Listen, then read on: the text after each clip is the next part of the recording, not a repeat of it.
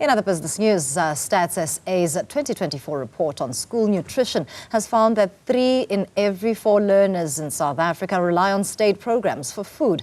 That accounts for 9.7 million learners in over 21,000 schools, which the national government currently spends 8.4 billion rand on. The report also highlights developmental risks, including stunted growth, and that can arise from insufficient access to food. This is mainly concentrated in Gauteng, KwaZulu-Natal, the Western Cape and Mpumalanga. StatsSA's Moses Mnyaka speaks to us about these findings. Thank you so much for your time. Do give us an overview of how the National School Nutrition Program compared to the findings of the previous report that was released in 2021 fair.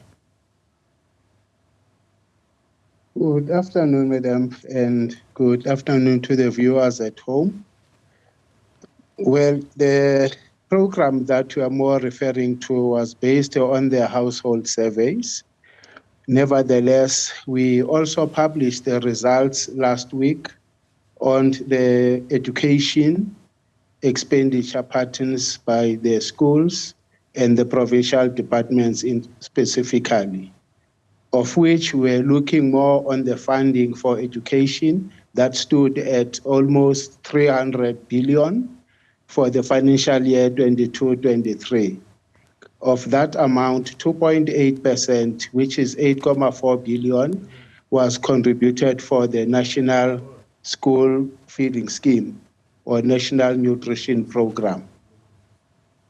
That said, how much of a difference has been noted, particularly with the theme that clearly indicates in this report that you can't teach a hungry child?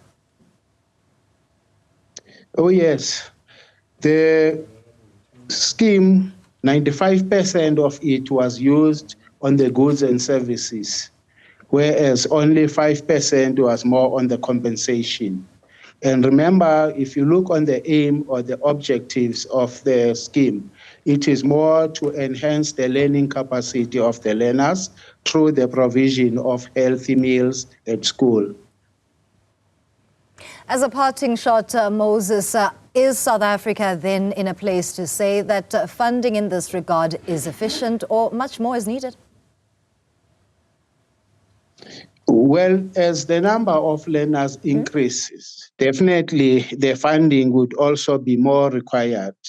If you look on the current patterns, for an example, all the provinces have shown an increase on the expenditure, except for the KZN province, of which the main reasons have been the delay on the capturing of invoices.